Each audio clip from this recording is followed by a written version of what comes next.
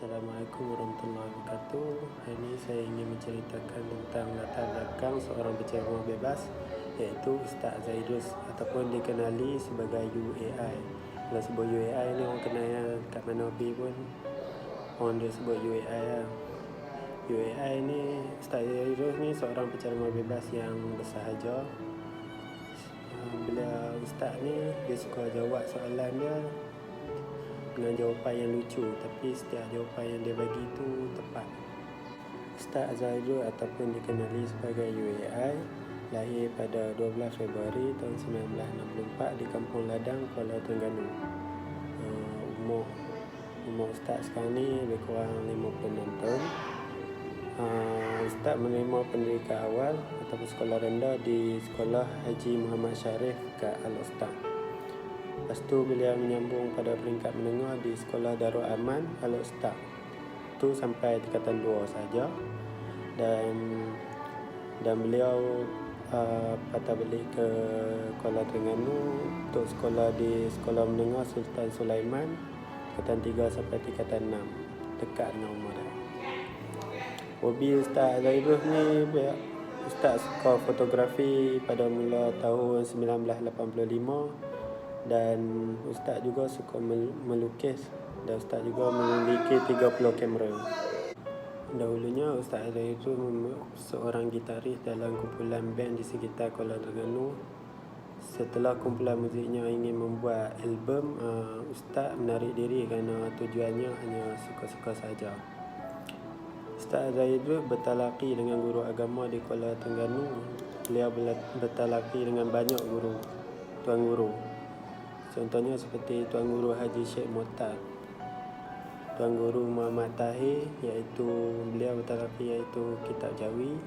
Terusnya Tuan Guru Muhammad Hakim, beliau bertalaki tentang Nahwu Saraf dan Balaghah.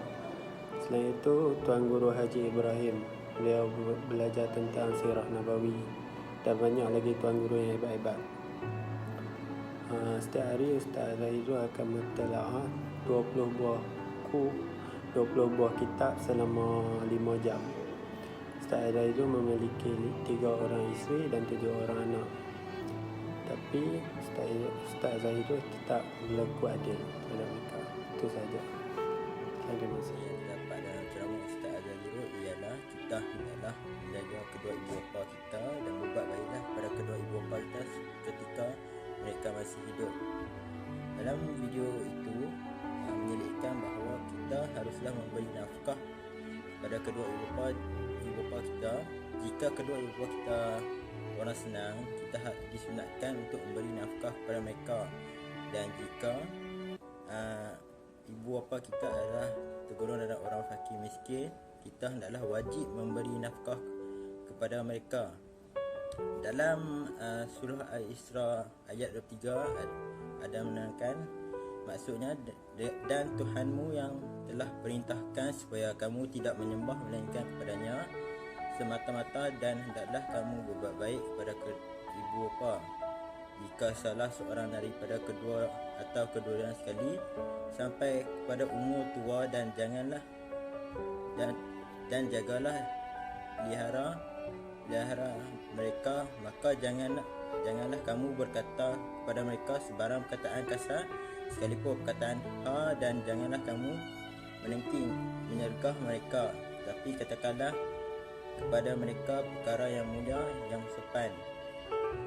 Dalam dalil ini menerangkan bahawa kita haruslah menjaga kedua ibu ketika masih hidup dan berbaktilah kepada mereka supaya dapat membalas budi mereka walaupun sedikit demi sedikit.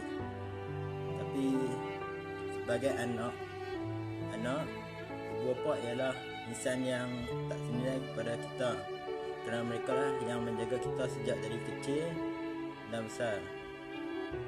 Oleh itu kita haruslah berbuat baik ketika kita di usia yang lebih matang, ketika dah bekerja.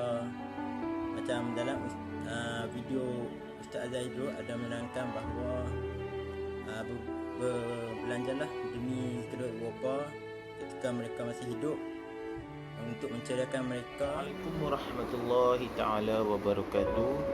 Saya Muhammad Hanis Muhaimin bin Ihsan, daripada kelas 5D. Nombor matrik ialah 1122. Tajuk saya hari ini ialah berkenaan dengan ceramah Ustaz Azhar Idrus, yang bertajuk ialah Ibu Bapa. Skop tajuk saya ialah kenapa kita perlu memberi nafkah kepada ibu bapa. Nafkah kedua ibu bapa ni ialah benda yang wajib apabila ibu bapa kita yang sudah uzur dan tidak mampu bekerja. Macam tidak ada pendapatan. Wajib kita bagi nafkah apabila kita sudah berkemampuan dan sudah mempunyai kerja. Ibu bapa merupakan wajib kita memberi nafkah. Bukan sahaja kita sudah berkahwin, mempunyai isteri dan anak. Ramai yang abaikan tanggungjawab kita sebagai anak ni. Ibu bapa yang melahirkan kita ni ialah orang yang nombor satu yang wajib kita memberi nafkah. Pada zaman sekarang ni ramai yang lupa tanggungjawab tu. Dia ingat nafkah ini ialah pada anak isteri. Haram kita tidak memberi nafkah kepada mereka. Dalam ceramah Ustaz Azhar Idrus, nafkah ni bukanlah kita memberi duit semata-mata. Ibu bapa ni dia nak perlukan kita perhatian daripada kita. Contohnya kita belilah hadiah kepada ibu bapa. Belilah contohnya baju ke beg ke kepada ibu bapa, tanda kita menghargai jasa mereka. Bukan semestinya benda yang kita beli tu yang benda yang terlalu berharga, bukan benda yang nilai yang harga kita beli tu. Yang benda yang paling penting ialah kita ingat kepada ibu bapa. Ibu bapa bukan dia nak nilai apa yang kita bagi, dia nak kita rasa ingat kepada dia. Itu yang paling wajib. Kalau ibu bapa kita berkemampuan, masih mempunyai pendapatan, sunat kita memberi hadiah kepada mereka. Tanggungjawab seorang anak ni, terutamanya lelaki, banyak tanggungjawabnya. Bukan sahaja anak dan isteri, ibu bapa, malah kalau ada adik-adik beradik yang masih tidak mencukupi pendapatan dia, wajib kita tanggung. Itu ialah tanggungjawab kita sebagai seorang anak yang sudah berkemampuan dalam menguruskan keluarganya yang perlu ditanggung. Okey. Itu sahaja daripada saya. Assalamualaikum warahmatullahi wabarakatuh. Tajuk yang saya nak ceritakan hari ini ialah anak-anak yang derhaka kepada ibu bapa mereka. Seperti yang ada dalam ceramah Ustaz Azhar Idrus, dalam Islam diwajibkan seorang anak itu dia taat kepada kedua ibu bapanya. Mereka ni wajib menghormati ibu bapa mereka dan tidak boleh bersikap kasar terhadap ibu bapa mereka. Tetapi ada juga anak-anak yang lupa daratan. Mereka ini adalah tergolong dari anak-anak yang tidak tahu menghormati ibu bapa mereka. Sikap mereka yang kasar sehingga membuatkan ibu bapa mereka terguris. Anak-anak yang angkar terhadap ibu bapa adalah anak-anak yang tidak mahu berbakti terhadap ibu bapa mereka. Mereka hanya mementingkan diri mereka sendiri sahaja. Mereka tidak pernah ingat bahawa kalau tidak kerana ibu bapa mereka tidak akan ada langsung di dunia ini. Oleh itu, kita sebagai anak harus tidak ada gunanya kita jika berilmu tinggi walaupun setinggi langit, tetapi kita tidak mampu membahagiakan ibu bapa kita sebagaimana dia membahagiakan kita semasa kecil dahulu.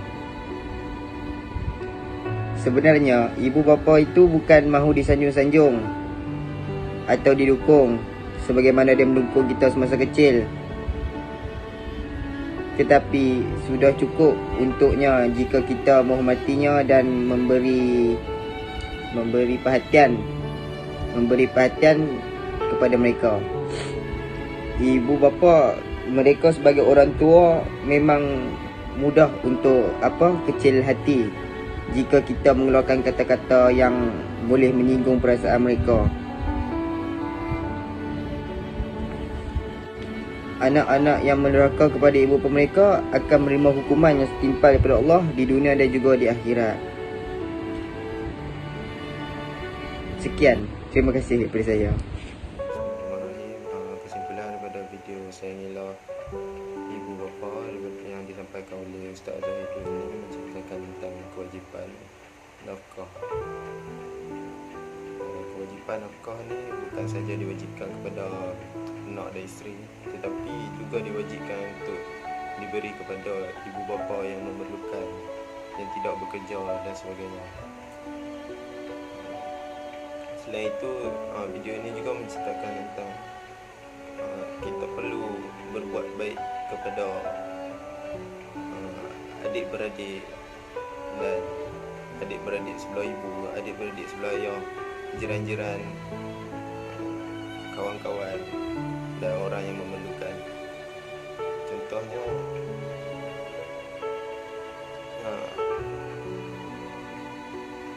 jiran-jiran yang memerlukan pertolongan, kita membantu.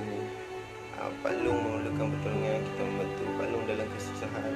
Contohnya adik kepada ayah yang memerlukan pertolongan, itu juga kewajipan kita untuk membantu. Kita sebagai anak saudara. Selain itu, video ini juga menceritakan menceritakan tentang bersedekah. Amalan bersedekah ni adalah amalan yang sangat mulia. Dan amalan bersedekah ni adalah satu cara untuk